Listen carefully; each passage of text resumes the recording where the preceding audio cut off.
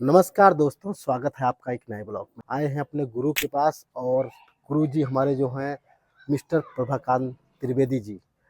तो इनके पास आए हम, कई बार इनसे मुलाकात हुआ तो हमारा, तो हमने क्या चर्चा किए थे कि कथा भागवत जो लोग सुनते हैं उस पे क्या बेनिफिट है, क्या लाभ है। तो इसी विषय पर आज हम अंकल जी से बात करेंगे।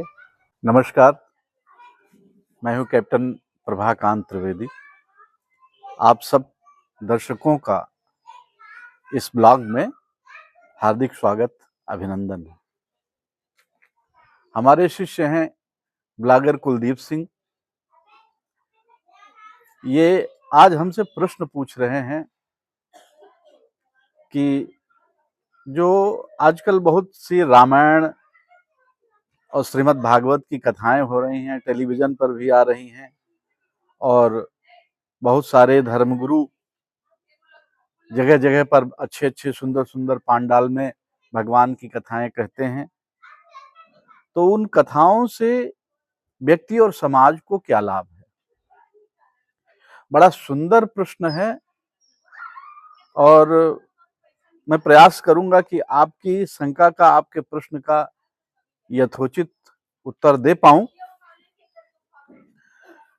तो सबसे पहले कुलदीप सिंह जी, मैं आपको धन्यवाद दे देता हूं इस सुंदर प्रश्न के लिए कि आपके मन में ये विचार आया। Thank you. भगवान की कथाएं भगवान की लीलाओं की होती हैं और जब हम लीला शब्द की परिभाषा करते हैं, उसका अर्थ बताते हैं,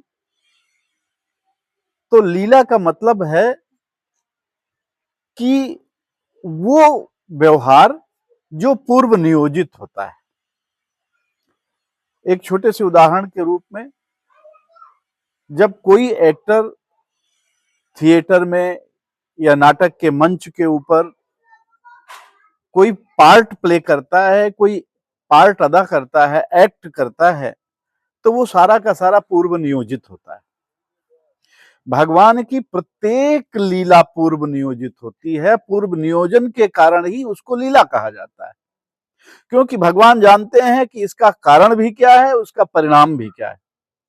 मनुष्य जो एक्ट करता है ना तो उसका कारण जानता है, ना उसका परिणाम जानता है। भगवान जो इस धरती के ऊपर आकर के कृत्य करते हैं, लीला करते हैं, वो लीला का कारण भी जानते हैं, लीला का परिणाम भी जानते हैं, आदि भी जानते हैं, अंत भी जानते हैं। भूत, भविष्य और वर्तमान, वो सब कुछ भगवान के हाथ में होता है।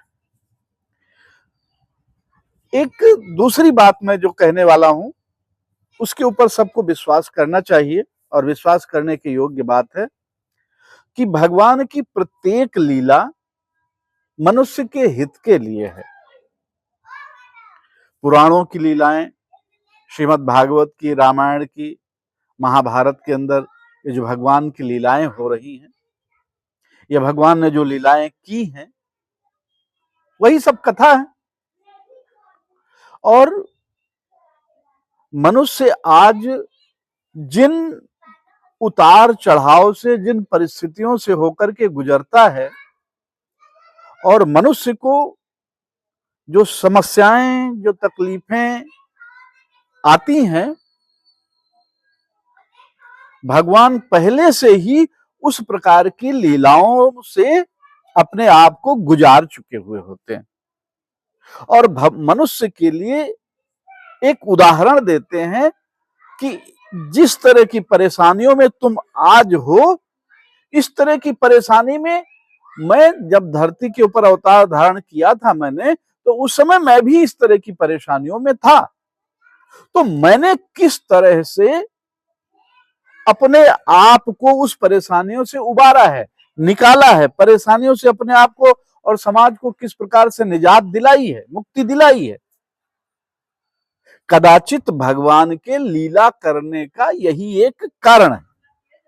और मनुष्य जिस किसी भी परिस्थिति में होता है, तो वो भगवान की उस लीला का ध्यान करे, उस लीला के बारे में जानकारी ले और किस प्रकार से भगवान ने उस परिस्थिति से अपने आप को मुक्ति दिलाई थी, उसी प्रकार से मनुष्य भी अपने आप को कार्य करके और अपने आप को उस परेशानी से मुक्ति दिला सकता है।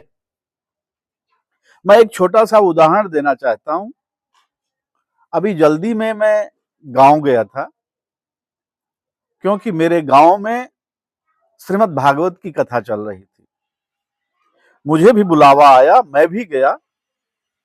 श्री वृंदावन धाम से एक ख्याति प्राप्त महात्मा भगवान की कथा कह रहे थे। भगवान की कथा तो यूं ही सरस होती है, लेकिन उन महात्मा जी के मुखारविंद से कथा में और भी रस आ गया।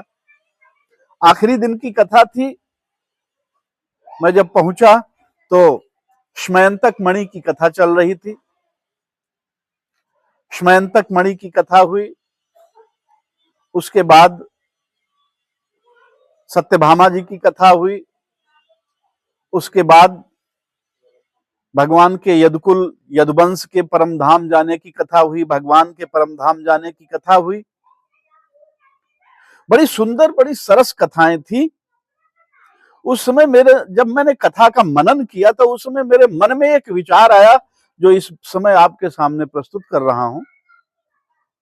जब स्मयंतक मणि कथा की जब विवेचना कर रहे थे महाराज,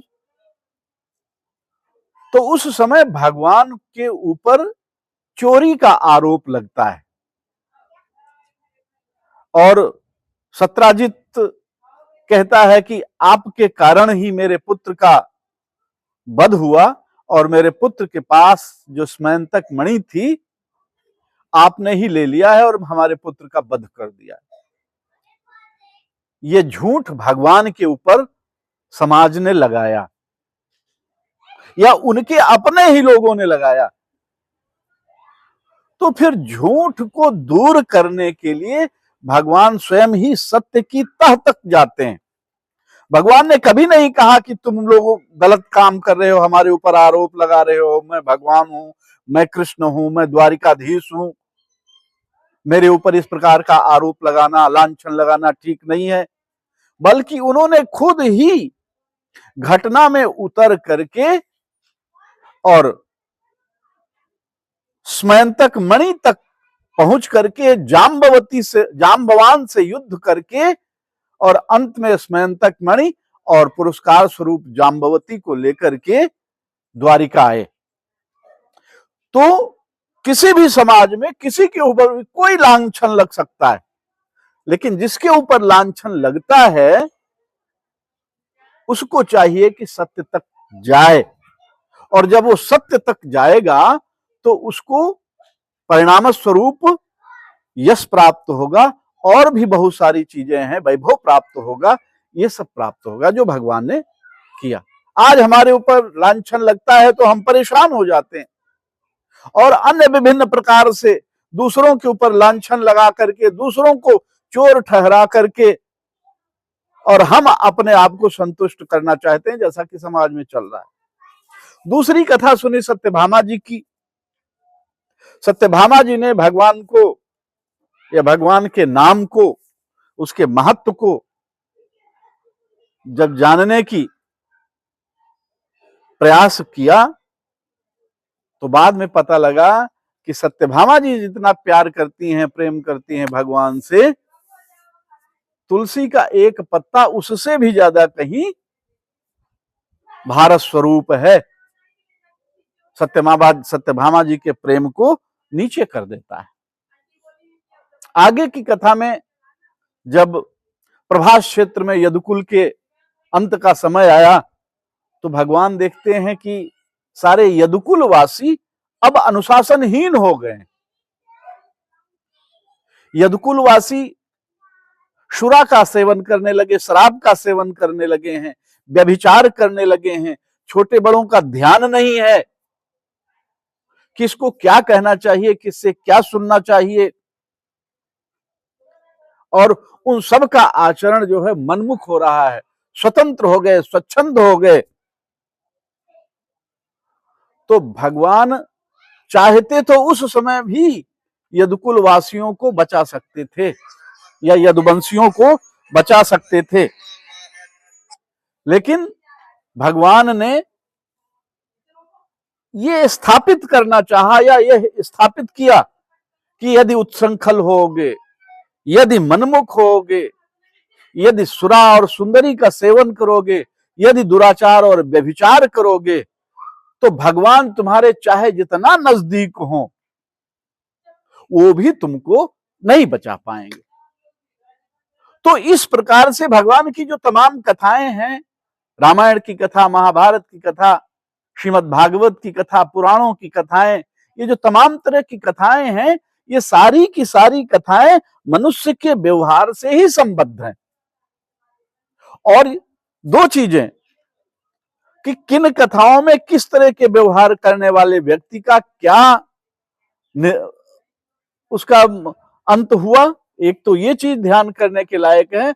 और दूसरी चीज ध्यान करने के लायक है कि यदि आज हम किसी परिस्थिति में फंसे हुए हैं, परेशान हैं, तो भगवान की कथाओं में देखो कि उन भगवान की कथाओं में भगवान ने क्या लीला की है कि इस परिस्थिति और परेशानी से हम बाहर निकल सकें।